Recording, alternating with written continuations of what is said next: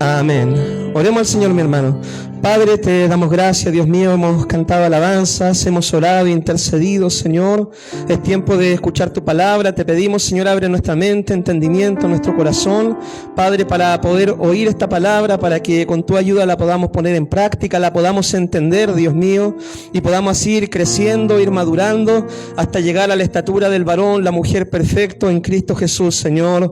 Padre Santo, tu plan, tu propósito, Dios mío, es que crezcamos, Señor, es que maduremos, es que entendamos, Señor, tu palabra, tu evangelio, para así poder vivir una vida transformada, una vida, Dios mío, que refleje, Señor, tu gloria, una vida que sea luz para el mundo, Dios mío. Bendice este tiempo en el nombre de Jesús. Amén y amén. Tome su asiento, mi hermano. Amén. Estamos estudiando el Evangelio de Marcos. Evangelio de Marcos. Vaya al capítulo 10 del Evangelio de Marcos.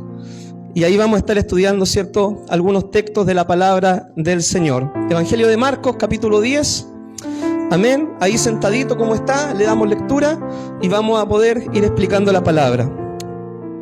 Dice así la palabra del Señor. Levantándose de allí, vino a la región de Judea y al otro lado del Jordán. Y volvió, y el pueblo juntándose a él, y de nuevo les enseñaba como solía. Y se acercaron los fariseos y le preguntaron para tentarle si era lícito al marido repudiar a su mujer. Él respondiendo le dijo: ¿qué os mandó Moisés? Ellos dijeron: Moisés permitió dar carta de divorcio y repudiarla. Y respondiendo Jesús les dijo: por la dureza de vuestro corazón os escribió este mandamiento. Pero al principio de la creación, varón y hembra los hizo Dios. Por esto dejará el hombre a su padre y su madre y se unirá a su mujer. Y los dos serán una sola carne, así que ya no son más dos, sino uno. Por tanto, lo que Dios juntó, no lo separe el hombre. En casa volvieron los discípulos a preguntarle lo mismo. Y él les dijo: cualquiera que repudie a su mujer y se casa con otra, comete adulterio contra ella. Y si la mujer repudia a su marido y se casa con otro, comete adulterio. Amén.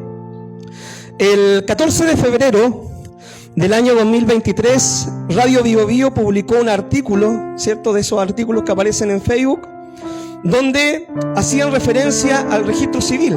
14 de febrero, ¿qué se celebra? Día de los Enamorados. Pero el artículo era algo controversial, ya que el artículo daba a conocer que en el año 2022 se inscribieron 43.221 divorcios acá en Chile y 3.839 términos de acuerdo de unión civil. Eso publicó Radio Bio Bio este año, ¿cierto?, en referencia al año 2022, sobre la cantidad de divorcios que habían ocurrido durante el año. Es tremendo, hermano, ver, ¿cierto?, de que el matrimonio, que es la primera institución creada por Dios, formada por Dios cuando Dios formó a Adán y Eva, lo primero que instituyó fue el matrimonio. Y es lo primero que ataca el enemigo y es lo primero que el enemigo quiere destruir, porque el matrimonio es el fundamento de la sociedad. Dentro del matrimonio Dios envía a los hijos, ¿ya? Y cuando hay matrimonios sanos, hay sociedades sanas, hay buena formación a los hijos. Una frase que tenemos nosotros los pastores es: matrimonio fuerte o familia sana hacen iglesias sanas, iglesias fuertes. Pero el enemigo sabe esto y ataca con todo, ¿cierto?, lo que es la familia. También Radio Bio Bio, ¿cierto?, en otro de sus artículos que publicó, mostró cuáles son las 3 causas principales de divorcio, ¿cierto?, a nivel general. Y el artículo dice que las 3 causas principales son, primeramente, falta de compromiso. Falta de compromiso en parte de los cónyuges. Muchas veces las personas no tienen la madurez espiritual, la madurez emocional, la madurez, ¿cierto?, psicológica, no sé, para tomar un compromiso, ya, que abarca, que es para toda la vida. Hoy en día estamos en una sociedad que no tiene compromisos. Esta sociedad se caracteriza por ser una sociedad sin compromiso. Antiguamente la palabra era ley. Yo te doy mi palabra, te empeñaba mi palabra y mi palabra valía. Hoy en día lamentablemente eso ha ido cambiando. Y hoy en día la sociedad se caracteriza por no tener compromiso. Estamos bien, ¿cierto?, cuando todo está bien. Pero cuando vienen los problemas, la dificultad, la adversidad, ahí ya me desentiendo del matrimonio y puedo haber estado frente a un altar delante del Señor, jurando amor eterno, jurando estar con la persona en las buenas y en las malas, jurando estar con la persona en la enfermedad y en la salud, en la riqueza y en la pobreza. Pero el compromiso, la falta de compromiso hace que ese juramento quede en nada. Este es un mal que tenemos, ¿cierto?, en la sociedad actual. La segunda causa de divorcio es la infidelidad. Falta de compromiso, la segunda causa es la infidelidad. Cuando uno de los cónyuges mete a una tercera persona en su relación matrimonial. Esto, ¿cierto?, se conoce como adulterio. El matrimonio es una unión monógama entre un hombre y una mujer, que quede claro eso. Ya, porque hoy en día las cosas, hermanos, están tan cambiadas que hay hasta iglesias, ¿cierto?, que ya están casando hombres con hombres, mujeres con mujeres, tienen ministros gays, ministros homosexuales. Entonces el evangelio aún en muchos lugares del mundo está tan cambiado por causa de la cultura relativista, la cultura cambiante de este mundo, que eso influye en la vida de la iglesia. Pero para empezar, el matrimonio es entre un hombre y una mujer, una unión monógama con una persona, y es para toda la vida. Uno en su matrimonio no puede poner terceras personas, cuartas personas. No podemos creer nosotros los cristianos en algo que la sociedad en este tiempo está llamando el poliamor, amor múltiple, ¿cierto? Tener 2, 3 parejas al mismo tiempo.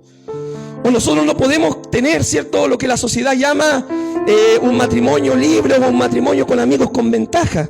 Nosotros no podemos tener eso, porque la Biblia nos enseña sobre eso.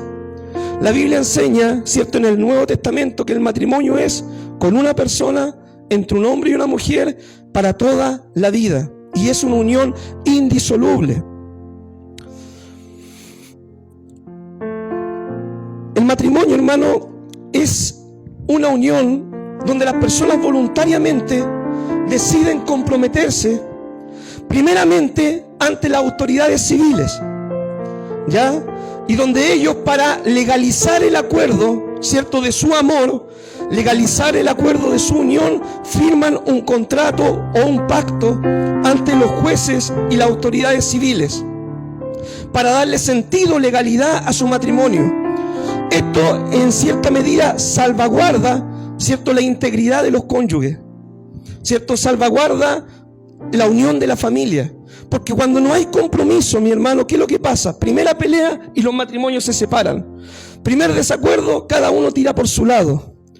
Y eso es lo que vemos actualmente. Entonces, en cierta manera, el compromiso del matrimonio, el casarte, el ir al registro civil, el pactar, ¿cierto?, delante de un juez, hacer un contrato civil donde tú voluntariamente, sin que te obligue tu papá ni tu mamá, ni ninguna otra razón, tú firmas eso, te comprometes con esa persona para toda la vida, ¿ya?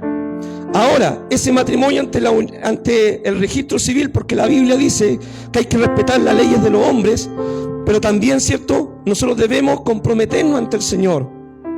Entonces nosotros muchas veces después del matrimonio civil, obviamente, uno viene a la iglesia, no es al revés.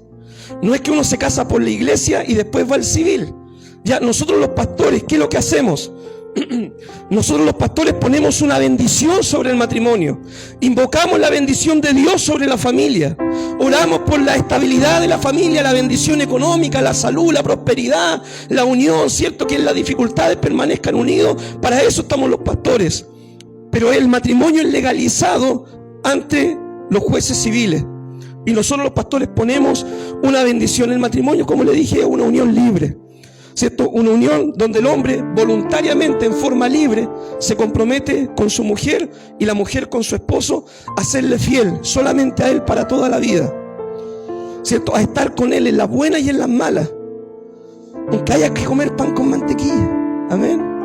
Porque esa es también otra de las causas de los divorcios, ¿cierto? El tema económico, ¿ya? Que muchas veces la economía no es como uno esperaba, y eso gatilla problemas en el matrimonio y la gente termina divorciándose por motivos no bíblicos. De hecho, la palabra del Señor dice de que las únicas 2 causas por las cuales un matrimonio se podría disolver, 2 causas por las cuales un matrimonio se podría disolver, es el pecado sexual de uno de los cónyuges Pecado sexual, ¿por qué? La palabra, ¿cierto? En griego, la palabra ahí para infidelidad o pecado sexual es porneia. Y porneia, ¿cierto? Incluye todo lo que abarca el pecado sexual. Para que se entienda, desde el adulterio hasta las aberraciones sexuales, pecado de homosexualidad, violación o cualquier otro pecado, ¿cierto?, que pudiera cometer un cónyuge que hace que el matrimonio se pueda romper.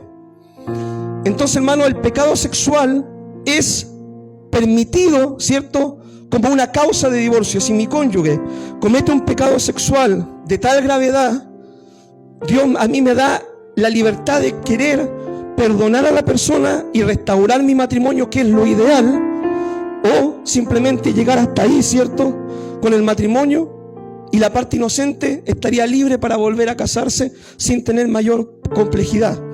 ¿Por qué? Porque la parte culpable, ¿cierto?, rompió el pacto matrimonial. No fue algo que la parte inocente inició. La segunda causa por la cual un matrimonio podría divorciarse es la siguiente. Esto se encuentra en 1 Corintios capítulo 7, ¿ya? Que dice que muchas veces llegan personas inconversas a la iglesia, ¿ya?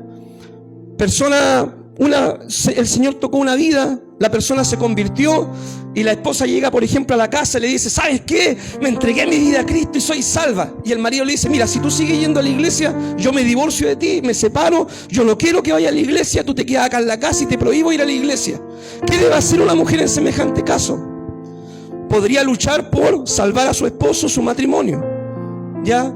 Pero ella tendrá que tomar una decisión si permanecer, ¿cierto?, con su esposo, ¿cierto?, en esa situación, o bien decirle a su esposo: mira, yo voy a seguir buscando al Señor, quieras tú o no quieras. En todo caso, la decisión del divorcio en ese caso tendría que tomarla la parte incrédula.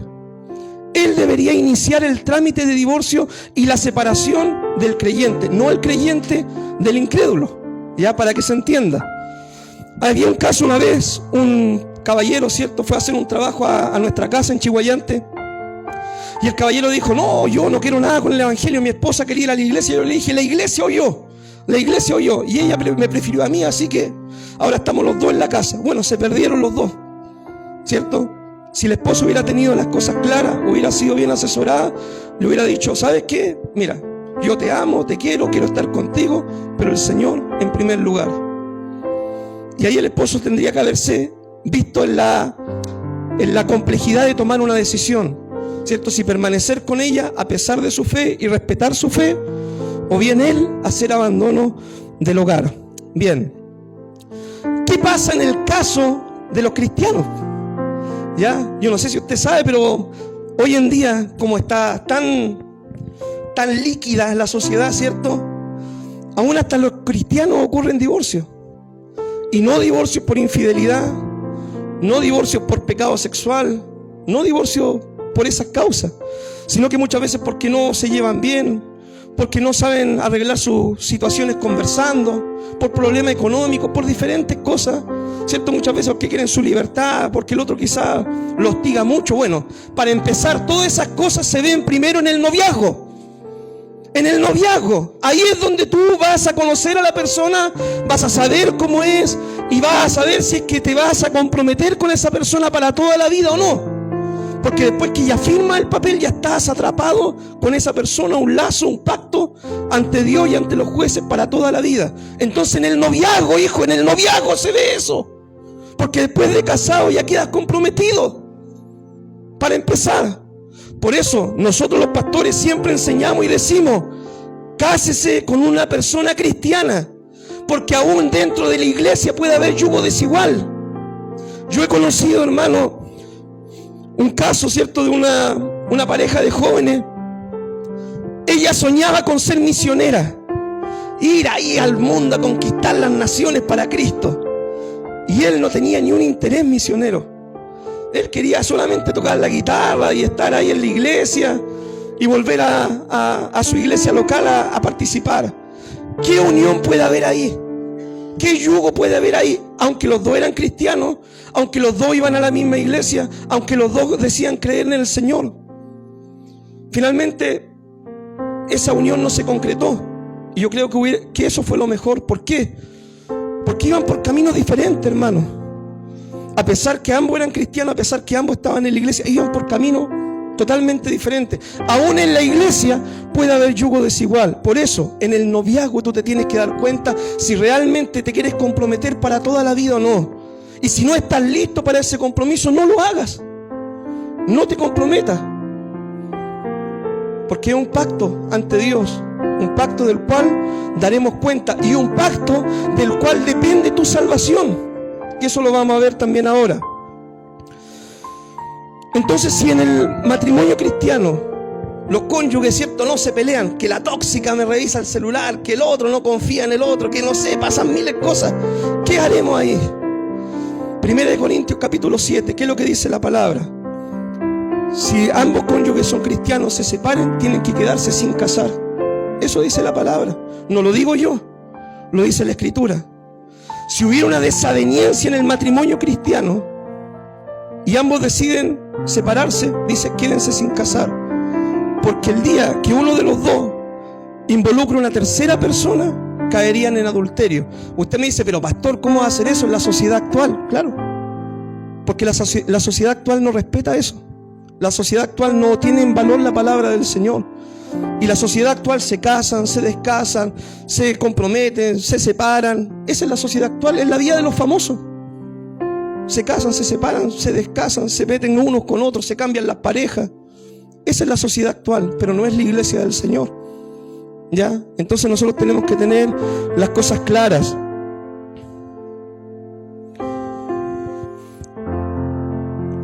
Si un cónyuge es incrédulo, ¿cierto?, la Biblia nos pide que oremos por la salvación de él. No que busquemos separarnos, sino orar por la salvación de nuestro cónyuge. Eso está también en 1 Corintios capítulo 7. Después, si quiere, lo llega a leer con tiempo. Porque la Biblia dice, ¿qué sabes si tú harás salvo a tu esposo o a tu esposa? ¿Ya? Y en muchas veces las situaciones en las que llegan los hermanos a la iglesia, ya que llegan a la iglesia, el esposo no viene a la iglesia, entonces ahí es donde tiene que empezar un trabajo, ¿cierto?, el cónyuge cristiano para ganarse a su esposo o a su esposa para el Señor. ¿Ya? ¿Por qué? Porque muchas veces en el matrimonio hay hijos también. Y Dios lo que quiere es que la familia permanezca unida. No que lleguen y se separen por cualquier motivo, no que lleguen y se peleen y los hijos queden dando vueltas de casa en casa, ¿cierto?, y nadie se haga cargo de ello. ¿Ya? Acuérdese, la primera institución creada por Dios es la familia y es el fundamento de la sociedad. ¿Ya? Y los problemas en el matrimonio, hermanos, se resuelven con consejería. No hay matrimonio que no tenga problemas.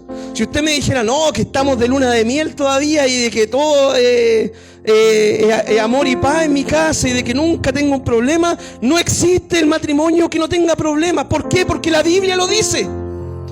Dice, los que están casados tendrán aflicción en la carne. Y la gente dice, no, yo me voy a casar para ser feliz. Me voy a casar para ser feliz. No, hermano, y en el matrimonio la Biblia dice, no lo digo yo, la Biblia dice, 1 Corintios 7, léalo después. En el matrimonio tendréis aflicción. ¿Por qué? Porque tú eres una persona que tiene virtudes y errores. Tu cónyuge también tiene virtudes y errores.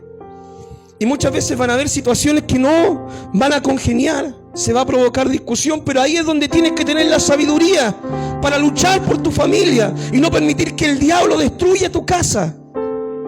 Lucha por tu familia, lucha por tu hogar. Pelea por tus hijos, por tu familia.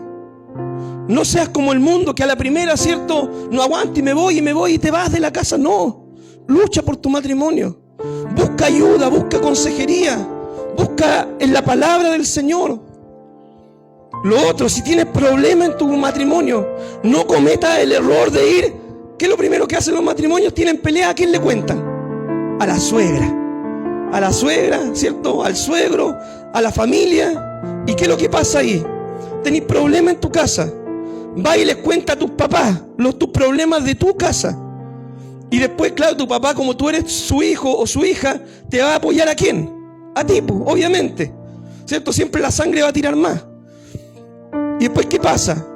Después llega tu cónyuge con tu familia, porque a todo esto, ¿cierto?, muchas veces nos ahogamos en un vaso de agua, ¿cierto? Y después cuando se resuelve la tempestad en el vaso de agua, ¿qué es lo que sucede? El matrimonio queda bien, pero ¿cómo quedan tus papás? Tus papás quedan con eso pasado. Como se dice, quedan con la espinita clavada. Porque tú fuiste y le dijiste, no, es que mira que ella, que aquí, que allá, es que él, es que aquí, que allá, que me hizo esto, que me dijo esto y todo.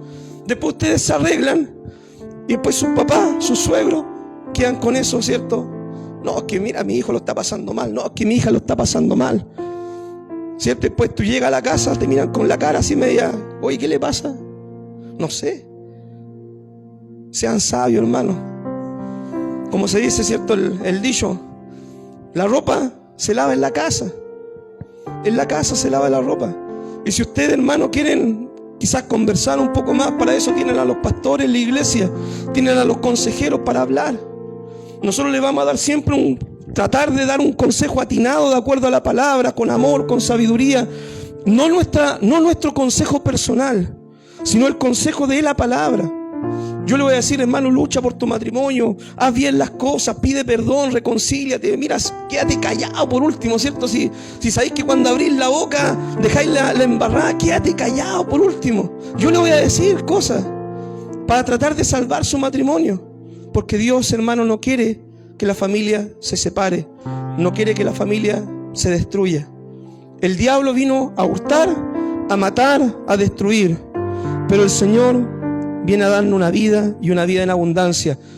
Pero hermano, para que Dios te dé esa vida en abundancia en tu matrimonio, déjame decirte que tú tienes que poner también de tu parte. El matrimonio, hermano, es de dos. Es de dos personas. Entonces tú pones tu parte y tu cónyuge tiene que poner su parte. Y ahí Dios va a poner su bendición. ¿Ya? Entonces, hermano, debemos ser humildes. ¿Ya? Y ir arreglando estas situaciones si hay en nuestra casa, en nuestra familia. Bueno, acá en esta historia, ¿cierto? Fueron los fariseos, ¿cierto? Con una trampita donde Jesús, pues, le dijeron, Señor, mira, es lícito al hombre repudiar a su mujer por cualquier motivo. Y Cristo los vuelve al original. Cuando Dios creó al hombre, varón y hembra, los creó, ¿cierto? Es una unión indisoluble para toda la vida, le dijo el Señor. ¿Por qué? Porque acuérdese el contexto histórico. ¿Qué le había pasado a Juan el Bautista? Por llamar adúltero, pecador a Herodes. Dice de que Herodes, ¿cierto?, le había quitado la mujer a su hermano. Y Juan el Bautista, como profeta de Dios, va y se levanta y empieza a traer un hombre pecador, un hombre adúltero. Herodes finalmente se enoja, mete a Juan preso en la cárcel. Y por consejo de su nueva esposa Herodía, a Juan, ¿cierto?, le cortan la cabeza. Entonces acá los fariseos querían hacerle esa trampa a Jesús. Si Jesús decía, no, que esto es así, que esto es acá, ¿cierto?, lo iban a acusar con Herodes. Ahora si él le decía, no, mira, si quédense con lo que dijo Moisés, denle en cartas de divorcio y hagan lo que quieran, el Señor tampoco, ¿cierto?, le quería dar esa libertad aparente que aparecía en el Antiguo Testamento. Que más que nada esa libertad se hizo, ¿por qué? Cristo lo explica, por la dureza del corazón. Pero el original de Dios no es así. El plan original de Dios es el matrimonio para toda la vida, ¿ya? Así que para de una forma salvaguardar a la esposa, para que no quedara, ¿cierto?, desamparada, se le permitió hacer una carta de divorcio en el Antiguo Testamento.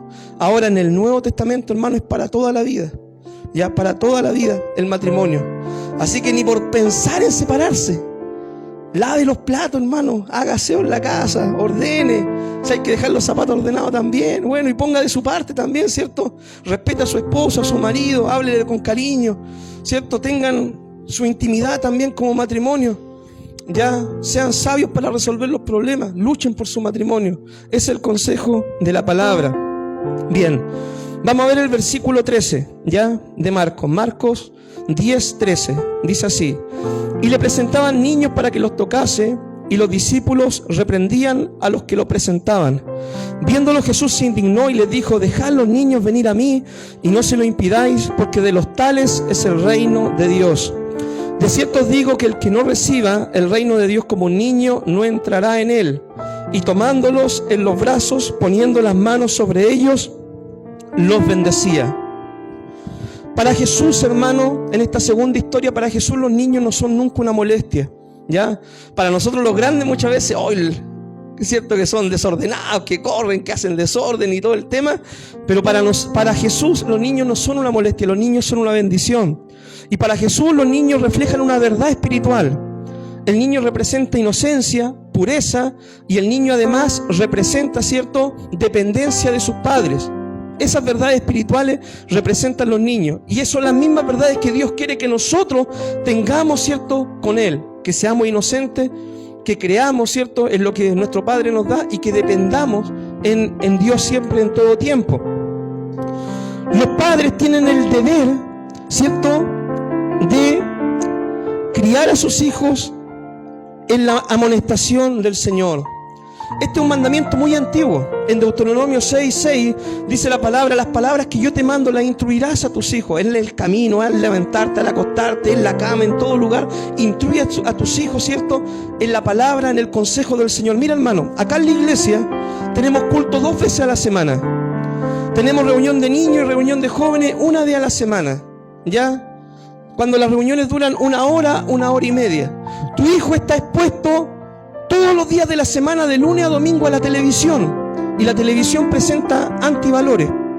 Tu hijo está expuesto todo el día, si tiene celular, a las redes sociales, al TikTok, al Instagram, al Facebook, donde muchas veces los videos, las publicaciones, lo que aparece, tienen valores anticristianos.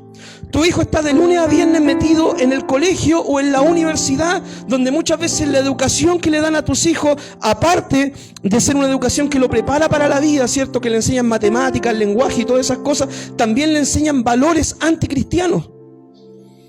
La educación es laica, es secular, ¿ya? Es secular la educación. Y a tu hijo en el colegio le van a decir: no, es que Juanito tiene 2 papás, es que María tiene 2 mamás, es que no está mal, ¿cierto?, decir todes y toda esa mugre que le enseñan en los colegios a los niños hoy en día.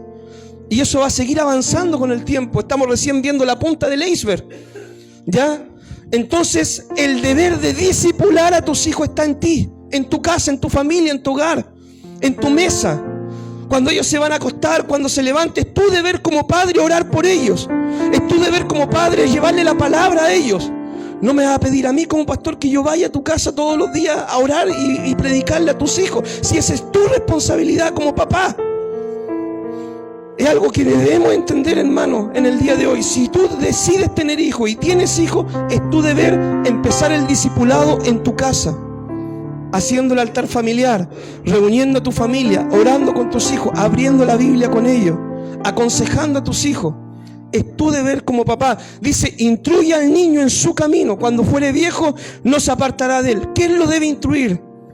El padre, los padres, la mamá, el papá. Instruir al niño en el camino.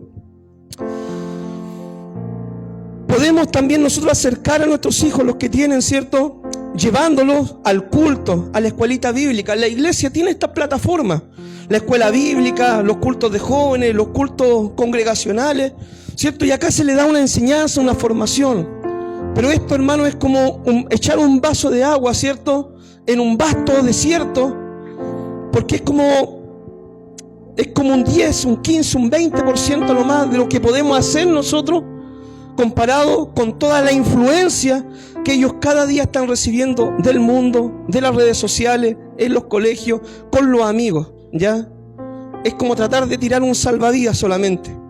Por eso la tarea tuya es instruir a los niños en la casa y llevar de esta forma a los niños o a tus hijos a Jesús. Esa es la forma, mi querido hermano.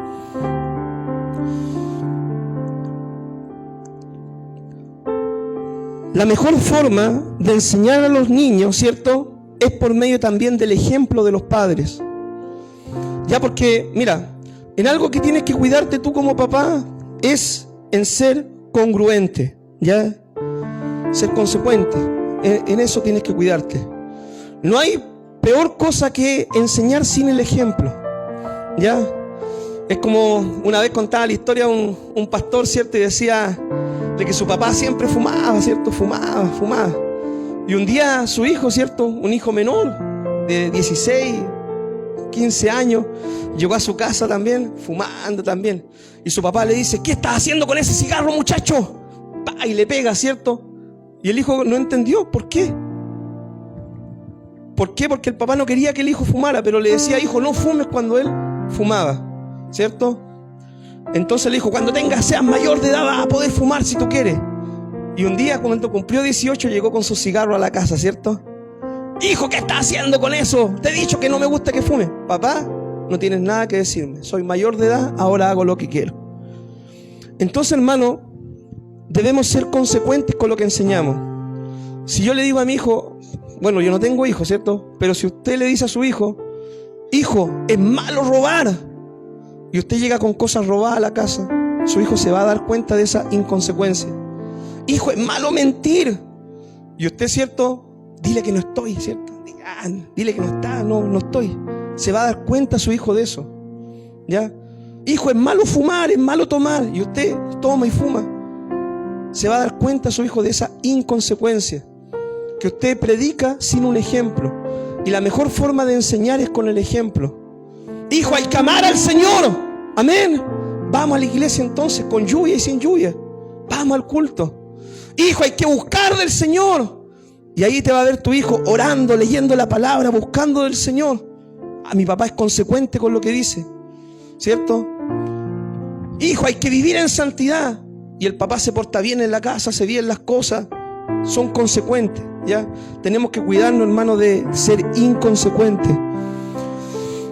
Los padres deben además orar por la salvación de sus hijos. Orar, hermano, por la salvación de sus hijos. Mira, que tu hijo haya nacido en una familia cristiana no significa de que tu hijo tenga una relación personal y salvífica con Cristo. Porque Dios, hermano, te lo digo en esta mañana, Dios no tiene nietos. Dios tiene solamente hijos. Y tú puedes haber sido hijo de pastor, tú puedes haber sido hijo de creyente, de predicador, tú puedes haber sido nacido en las bancas de la iglesia, que tú cuando eras chico te tiraban ahí de guatita, ¿cierto? En el templo, en las vigilias. Yo no sé cuál sea tu historia, pero Dios no tiene nietos, Dios tiene hijos. Y uno, para ser hijo de Dios, necesita recibir a Cristo como Señor y Salvador, arrepentirse de sus pecados, confesar que uno es pecador y que necesita desesperadamente la salvación del Dios único. Entonces, tu deber como padre, orar siempre por la salvación de tus hijos. Y se nota cuando los hijos son salvos. Se nota porque ellos van a buscar de Dios, van a orar, van a empezar a leer la Biblia, van a empezar a congregarse, van a empezar ellos a buscar del Señor. ¿Por qué? Porque cuando son hijos, Dios pone su espíritu en ellos y el Espíritu Santo los va a guiar a buscar del Señor. Pero cuando no son hijos de Dios o aún no han tenido ese encuentro, ¿cierto? Ellos van a estar así, como la ola del mar, van a ir y venir. Entonces, tu deber como padre, orar por la salvación de tus hijos. Los hijos, cuando son menores, otra cosa, están bajo la autoridad de los padres, ¿ya? Cuando son menores están bajo la autoridad de los padres. Ahora, mientras vivan en el hogar, deben respetar las reglas de los padres en la casa. Usted puede ser casado, ¿ya? Puede tener su señora, puede tener 25, 30 años, pero si usted vive con sus papás, ahí usted sabe quién es el dueño de casa. Porque la Biblia nuevamente dice claramente: por esto dejará el hombre su padre, su madre. Dejará el hombre a su padre y su madre. Se unirá a su mujer, ¿cierto? Y formarán una familia. Entonces, si yo, ¿cierto? Por un tema de que quiero ahorrarme el arriendo, por un tema de que no quiero gastar de más, por un tema de que mi papá todavía me da la mesada, no sé cuál sea el caso, quiero vivir con mis papás, el dueño de casa y la dueña de casa son los jefes del hogar, los que establecieron la familia. Y yo debo someterme a las reglas del dueño de casa, ¿ya? Debo avisar si es que salgo, no puedo llegar y salir sin permiso. Debo someterme, ¿ya? Si a mis papás, por ejemplo, no les gusta, no sé, que uno ponga la música fuerte y yo vivo con ellos, debo respetar. Si les gusta que uno tenga la casa del aseo hecho y todas esas cosas, que debo colaborar con la casa también, uno debe someterse. Cuando usted tenga su casa, ¿cierto? Su familia, su hogar establecido, ¿cierto? Ahí usted es dueño de casa, de su familia. Porque ahí nadie le va a decir: mira, tenéis que hacer esto aquí o tenéis que hacer esto allá. Mientras uno viva con los padres, el dueño de casa son los padres, ¿ya? Y no hay nada más bonito, hermano, que vivir uno con su familia, ¿cierto? Porque ahí uno se agarra del moño y nadie te escucha, ¿cierto? Entonces, no, mentira. Pero ahí los problemas, ¿cierto? Los resuelve tú con tu esposa nomás, ¿ya? Porque muchas veces, claro, uno cuando vive, yo también, hermano, no es que nunca lo he hecho, pero yo también viví en mi tiempo como ha llegado, ya cuando empecé. Yo vivía, ¿cierto?, con mis papás y es complejo porque en una casa no pueden haber dos cabezas, ¿ya? Y muchas veces hasta para, no sé, uno tener su intimidad, sus cosas, ¿cierto? O sea, uno tenía que andarse cuidando en todo y es complejo. Por eso, volvemos a la Biblia, al consejo, no del pastor. No lo tome como que algo personal mío, tómelo como que es el consejo de la Biblia. La Biblia dice: dejará el hombre a su padre y su madre y se unirá a su mujer, ¿cierto? Y si Dios lo dice, es por algo. Como dice el dicho popular, el casado, casa quiere. Amén. Así que hay que luchar, por hermano. Hay que luchar por la familia, por el hogar. Todos estos son tips, ¿cierto?, que a nosotros nos van a ayudar a poder ir creciendo, ir madurando, ir siendo bendecidos, ¿cierto?, de parte del Señor. Amén. Muchas veces igual lo que pasa, ¿cierto?, en las familias que los hijos, ¿cierto?, quieren llegar a mandar a las casas y de repente quieren traer a la polola a la casa y son cosas que son no permitidas por la palabra. Entonces hay uno como papá, como dueño de casa: no, pues hijo, esto no es así, ¿ya? Si usted, por último, si quiere vivir acá en la casa, usted tiene que casarse, ¿ya? Pero yo no puedo permitir en mi casa que usted esté en fornicación y venir a vivir acá a mi casa de esa forma. Entonces uno como papá igual tiene que poner las reglas, los parámetros para que la familia ande bien. Porque hoy en día, como le dije, en esta sociedad líquida está todo tan cambiado que hay que volver a la palabra, volver a lo que la Escritura dice. Amén. Oramos al Señor. Padre, te damos gracias, Dios mío, por este tiempo de enseñanza, de formación, Señor. Padre, por medio de este consejo tú nos instruyes, nos guías, nos edificas, nos corriges también, Dios mío, los puntos ciegos que quizás podemos tener.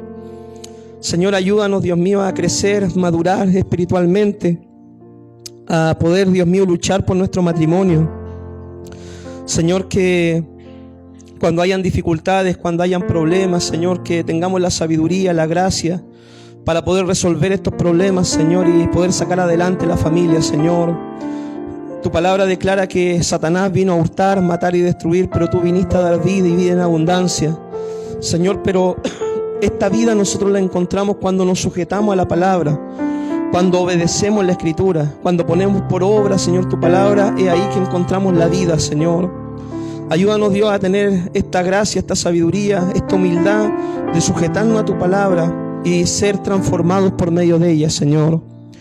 Amado Dios, a aquellos que son papás, Dios mío, que tienen hijos, dale la sabiduría para instruir a sus niños en tus caminos y poder ser aquellos discipuladores de su familia, Dios mío. En el nombre maravilloso de Jesús te lo pedimos todo. Amén y amén. Que Dios les bendiga, mi amado hermano.